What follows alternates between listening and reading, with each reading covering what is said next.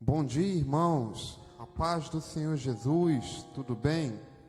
Somos gratos a Deus por mais esse dia, por mais essa grande oportunidade que o Senhor nos dá de adorá-lo e buscar aprender mais dele.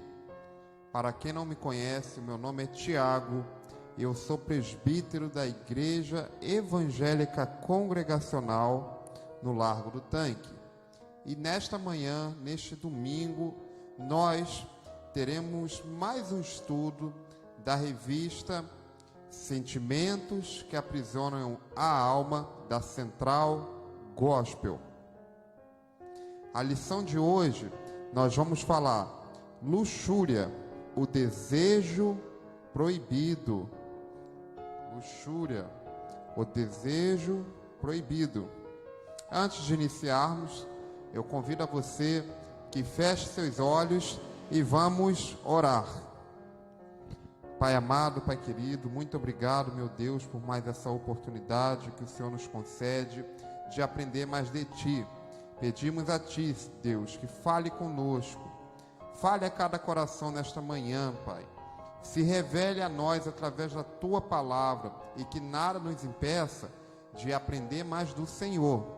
Então, Deus, vá limpando nossos corações, perdoando nossas falhas e nos ensinando mais do Senhor nesta manhã. Assim nós oramos, em nome de Jesus.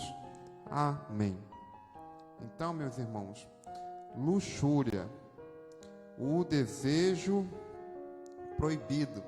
E o que é a luxúria? Luxúria é caracterizada pela satisfação desregrada pelos desejos sexuais. São os desejos sexuais desregrados. Ok? Nós queremos aquilo que não nos pertence, desejar aquilo que não é lícito, que não pertence ao ser humano, que pertence a outras pessoas. E olha o que diz em Tessalonicenses, versículo 4, capítulo 4, versículo 4 e 5. Diz: cada um saiba controlar o próprio corpo de maneira santa e honrosa, não com a paixão de desejo desenfreado, como os pagãos que desconhecem a Deus. Então, olha que interessante que o apóstolo Paulo nos adverte: cada um saiba controlar o próprio corpo de maneira santa e honrosa, não com a paixão de desejo desenfreado, como os pagãos que desconhecem a Deus. Está em 1 Tessalonicenses 4, versículo 4 e 5. Lá em Mateus 26, 41, está escrito: vigiem e orem para que não caiam em tentação. O espírito está pronto, mas a carne é fraca. Então, meus irmãos, saber controlar o nosso corpo de maneira santa e honrosa, e não ir atrás dos desejos desenfreados da carne. Uma vida, meus irmãos, que se deixa dominar pela luxúria, deixa atrás de si um rastro de destruição total. Ela infecta a mente, comprometendo os relacionamentos mais íntimos e preciosos. Então, tem que se vigiar quanto à luxúria. Quantos casamentos são destruídos por causa de desejos desenfreados? Quantas vidas aí são perdidas por causa de desejos desenfreados, de desejar aquilo que não nos pertence, de cobiçar aquilo que é do outro, meus irmãos. Quantas vinganças aí às vezes uma pessoa vai lá, deseja a mulher do outro cara, e o cara vai lá e se vinga, e mata, e morre. Então a luxúria, ela deixa para trás esse rastro aí de destruição total, destrói casamentos, destrói relacionamentos, destrói famílias. Nada se ganha com a luxúria. E a luxúria, ela faz parte da natureza caída do homem. Quando o homem caiu no pecado, ele trouxe para si essa natureza. E a luxúria faz parte dessa natureza caída. É o desejo desenfreado, desregrado, de satisfazer a sexualidade, os desejos sexuais. E a prática da luxúria, certa vez eu vi um pregador muito renomado dizer que era o pecado mais difícil de ser controlado, pois mexia com a sexualidade do homem, do ser humano. Então, na opinião daquele pregador, a luxúria era o pecado mais difícil de ser controlado, meus irmãos. A prática da luxúria, ela aliena o homem de Deus. E esse estado pode ser revestido somente com o arrependimento, com a confissão dos pecados para Deus e mudança de vida. Senão a pessoa, ela não consegue sair. Ela fica presa naquele sentimento, naquela vida, que se não tiver um arrependimento verdadeiro, a confissão dos pecados a Deus e uma mudança de vida, ela não vai conseguir se libertar dessa prática, deste pecado. Em 1 João 2, primeira epístola de João 2, do versículo 15 ao 17, diz: não amei o mundo, nem o que nele há. Se alguém amar o mundo, o amor do Pai não está nele. Pois tudo o que há no mundo, a cobiça da carne, a cobiça dos olhos e a ostentação dos bens, não provém de Deus, mas do mundo. O mundo e a sua cobiça passam, mas aquele que faz a vontade de Deus permanece para sempre. Então, meus irmãos, não ameis o mundo, nem a vontade do mundo. Luxúria é um desejo do mundo. E essa saciedade, esse desejo desenfreado, desregrado da satisfação sexual, isso é algo do mundo. E aqui na primeira epístola de João diz o quê? Para não amais as coisas do mundo. Pois se alguém ama o mundo, o amor de Deus não está nele. E não há nada mais importante do que o amor de Deus em nossas vidas. Mas para isso nós não devemos amar o mundo, meus irmãos. E aí ele dá o exemplo: a cobiça da carne, a cobiça dos olhos. Amém, meus irmãos? O mundo e a sua cobiça passa, mas aquele que faz a vontade de Deus permanece para sempre. Aquele que faz a vontade de Deus permanece para sempre. O amor aos prazeres mundanos nos afasta da presença de Deus e do seu amor. Mas aquele que faz a vontade de Deus, que é de não pecar, permanece para sempre.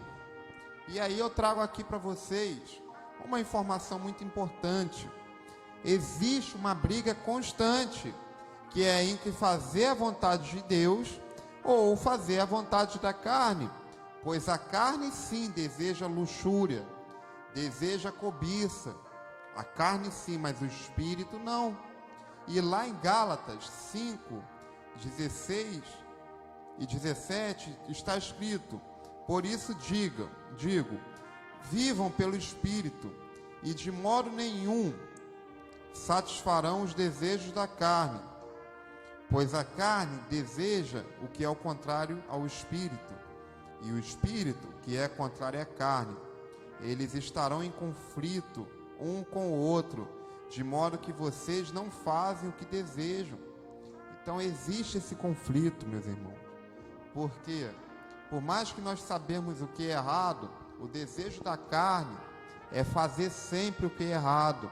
Mas essa não é a vontade do Espírito, não é a vontade de Deus para as nossas vidas. E aí, o apóstolo Pedro escreve lá na primeira epístola de Pedro 2,11, sabe o que?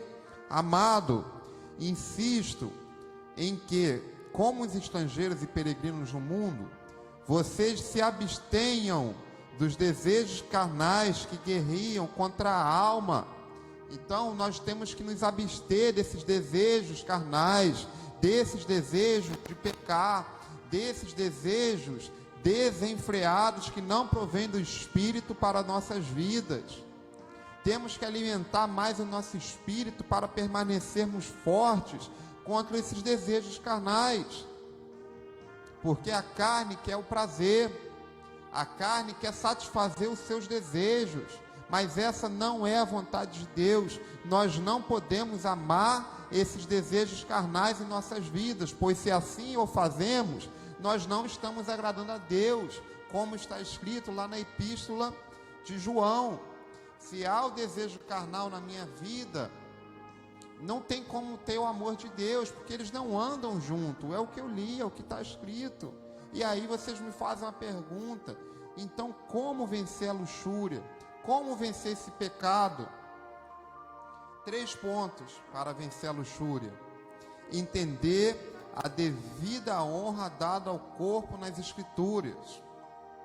Paulo nos exorta que nós somos templo do Espírito Santo. Então Paulo diz para que a gente não praticar o sexo fora dos limites do casamento. Essa prática, a prática sexual, tem que ser dentro do limite do casamento, pois nós somos o templo do Espírito Santo. Então, se nós somos templo do Espírito Santo, nós temos que viver em santidade, manter o nosso corpo em santidade, e é em tudo, inclusive nas práticas sexuais. Temos que nos abster das práticas sexuais no casamento, e não fora dos limites do casamento. É o que está lá em 1 Coríntios 6, 18 e 20. Nós somos templo do Espírito Santo. Segundo ponto. Então, o primeiro ponto: entender a devida honra que é dada ao corpo nas Escrituras.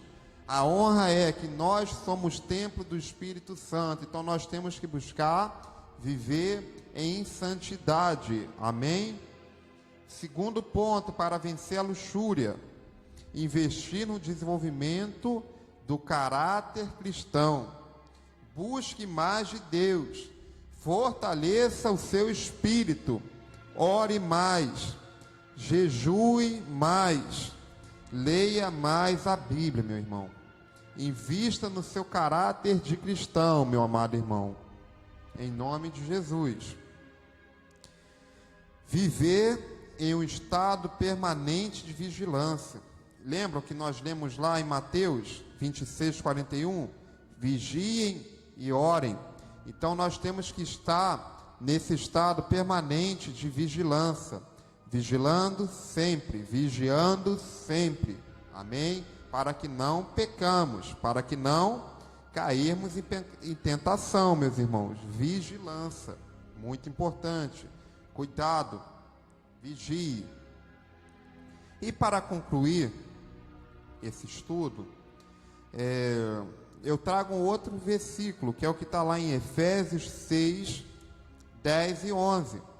Irmãos meus, fortalecei-vos no Senhor e na força do seu poder. Revesti-vos de toda a armadura de Deus, para que possais estar firme contra as astutas ciladas do diabo. Então, meus irmãos, fortalecei-vos no Senhor e no seu poder. Vamos nos revestir de toda a sua armadura, porque dessa maneira nós venceremos a luxúria e venceremos todos os pecados, todos os desejos ilícitos da carne, se sujeitando a Deus, pois assim nós resistiremos ao pecado, ao diabo, e ele fugirá de vós, meus irmãos. Então vamos buscar mais de Deus, mais intimidade de Deus em nossas vidas. Aleluia, vamos orar. Pai amado, Pai querido, obrigado, Pai, por esses minutos que passamos aqui, estudando a Tua Palavra. Que o Senhor venha falar ao nosso coração, Pai, nos ensinando a estar mais firmes, a pecar menos, a nos fortalecer cada dia que passa no Senhor. Obrigado, Deus, porque o Senhor falou conosco. Assim nós oramos, em nome de Jesus. Amém.